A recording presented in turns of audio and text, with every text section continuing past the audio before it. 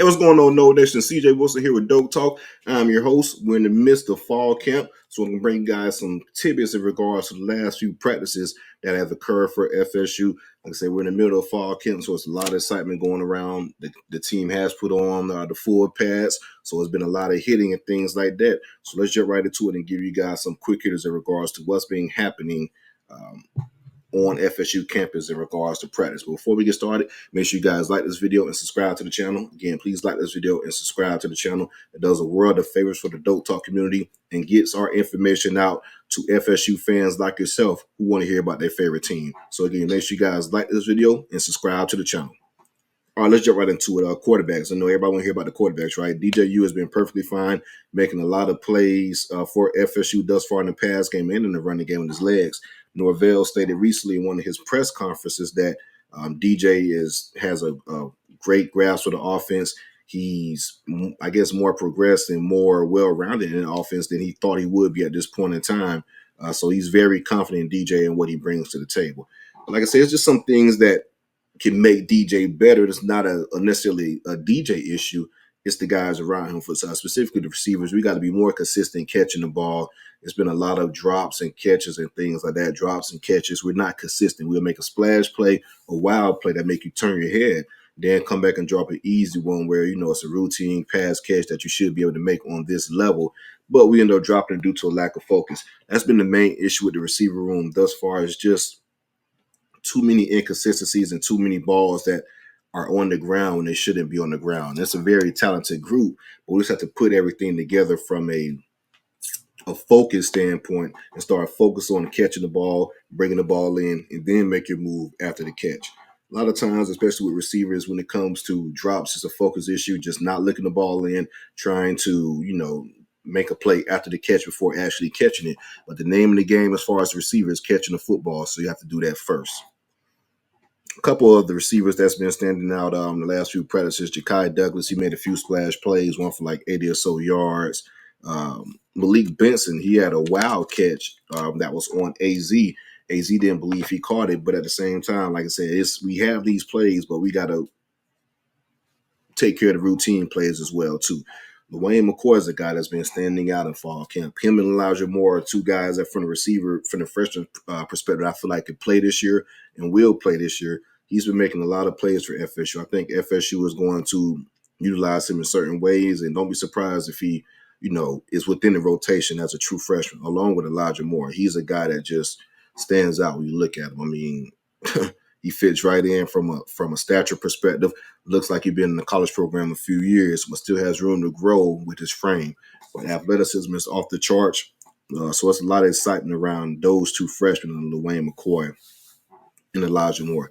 Like I said, Malik Benson is making some wild plays and things like that. I'm pretty sure he'll probably end up being FSU's receiver one this year. But we just got to get more consistent across the board within the room.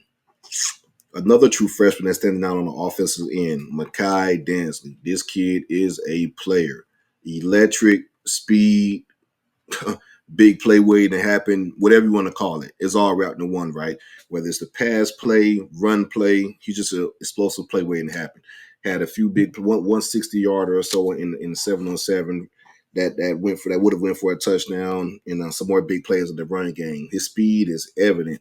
I know the coaching staff was kind of salivating over it and wish they would have got him on campus in the spring versus the fall camp because of the mismatches, so to speak, and what he could bring to the table from a skill standpoint. He's an all-world sprinter. As you guys know, he is a state champion in the 100, 200, and the 400. Ended up finishing second last year in nationals in the 400. Had a quad injury that kind of derailed him his senior year in football. That kind of derailed his track season a little bit from a time standpoint, but still was able to breathe through the state qualifiers like it wasn't nothing. So fast forward to now, you're transferring that speed to the actual football field at FSU, and it's evident. So this kid is going to be a big-time playmaker, a dynamic playmaker for FSU, and and probably in the not so distant future. We'll see how it plays out. I don't really like to put too much on true freshman, but he's a guy just from a stick for what he does from, due to his speed. It's something that we don't really have, especially in that running back room. And just overall, it's probably one of the fastest players on the team, maybe the fastest player on the team as a true freshman.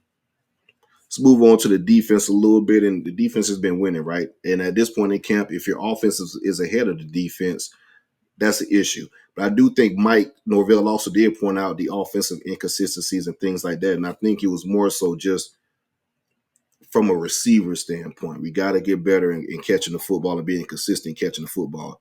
The offensive line as a whole, big, physical, looks very good. Made some plays and opened up some holes and things like that. Without a doubt, if we stay healthy, this is going to be one of the better units on the team, like I stated in the previous video. The experience is there, size is there. And speaking on the size, just from what I saw for myself, this is by far the biggest offensive line we had in a very long time. So that's going to carry over as well. But offensive line looked good. But moving on to the defense, defense has been winning. Defense is going to be probably the strength of the team this upcoming year. It's a lot of playmakers on defense. And of course, at this point in time during camp, a week and a half or so like that, you want your defense to be ahead of the offense and making plays, and things like that. Some of the guys that kind of stood out or have been standing out, Sonohe Loelia. If I'm pronouncing the name incorrectly, my apologies, but this is the transfer defensive end from Oregon State, was second team All Pac-12 this past season. Like I said, he's making a lot of plays and flashing for FSU. He has a high motor. He doesn't stop until the whistle is blown completely. Yeah, so he's a high motor guy. He's going to go hard every rep, and that's something you need just from a tenacious and just a team mindset standpoint. So he's a guy that's kind of standing out as well. Cam Riley. I'm telling you guys, this may be one of the most underrated gets for FSU out of the transfer portal. He has a chance to make a very big impact for FSU, a very big impact. 6'5", around 235 pounds, very athletic. Caught an interception in one of the practices previously. He's going to impact FSU in a positive way, man. Smart guy, a lot of experience, played a lot of football at Auburn, something that our linebacker room is lacking aside from DJ Lundy. So he had the experience, size, athleticism, and his talent is starting to show too. So I feel like Cam Riley is going to play a big role for FSU this upcoming season. A very good get from a linebacker's perspective. And also I feel like he hasn't had the type of coaching he's going to get previously at Auburn that he'll get at FSU. Randy Shannon as the linebacker coach, of course, and Ernie Sims is off field and helping those guys as well. So you have a Randy Shannon who is one of the best in the best when it comes to developing linebackers. His resume is impeccable. Going back from his Miami days, even at Florida, UCF, and with FSU currently with, of course, Tatum Bethune and Kalen DeLoach. So from a development standpoint and coaching standpoint, it doesn't get any better than Randy Shannon, and I feel like it's going to pay dividends for Cam Riley. Look for him to have a huge year for FSU for this upcoming season. Azare Thomas, Shaheem Brown. I mean, what can I say? We're talking about all ACC caliber players. It's no secret why these guys are getting the preseason recognition that they're getting. Still making a lot of plays in practice. AZ and Brown and Shaheem making big time plays in practice, locking up defenders and things like that. Just being consistent and being vocal as well too, and wanting others to get better. So you have your two of your better defensive back in AZ and Shaheem leading by example. It's only right that the other defensive backs fall in line. And I want to talk about a few of those, and that's Earl Little Jr. This kid here from Alabama is a playmaker, a big play waiting to happen. Was very excited about him from a skill standpoint and what he brings to the table. But of course, he didn't play that much football at Alabama and things like that. Was a redshirt freshman, if I'm not mistaken, going to be a redshirt sophomore this upcoming year at FSU. Long story short, it wasn't a talent issue as far as why he wasn't playing in Alabama. His talent is sticking out like a sore thumb, making a lot of plays for FSU. Caught an interception the other day. He's going to be a big-time playmaker. And he just has a different presence, too. Brings a physical presence to the game as well. Really excited for Earl Little and what he does this upcoming year. It's a true freshman that's standing on. That's Ricky Knight III. This is FSU brought in a very talented recruiting class from the defensive back standpoint, right? Cornerbacks, you ended up bringing in Ricky Knight III, of course. You bring in Jamari Howard, Charles Lester, and of course Kai Bates to go along with Ricky Knight. all of those guys have flashed thus far in fall camp. So it's a big time get and big time hit from a recruiting standpoint from Mike Norvell, Pat Surtain, and Alan Fuller. But yeah, Ricky Knight has been playing a lot of good ball. He's been working in the slot as well as a nickel. This kid is going to be good. So FSU is in a very good position just from the young guys they brought in. It's a lot of hits and not a lot of misses in regards to this 2024 recruiting class. Joshua Farmer making plays as usual. It was a team setting with the first player team. He set the tone. Whereas a big time tackle for Lawson again in the backfield and made a hell of a play. So this is a guy that's going to, like I said, he's going to be the leader on the defensive line, and look for him to have an all ACC caliber year and compete for, all American honors, all that type of deal, and be a high draft pick. Josh Farmer is the player. And the defensive tackle that's going to be playing beside him, Darrell Jackson, being consistently good. For pretty much every practice you hear about, and see Darrell Jackson making plays and just being consistent throughout practice. So I think the duo of Josh Farmer and Darrell Jackson is going to be great for FSU. Those guys haven't really played together like that since high school, so I know they're excited for it as well. But the defensive tackles look damn good and made a lot of plays.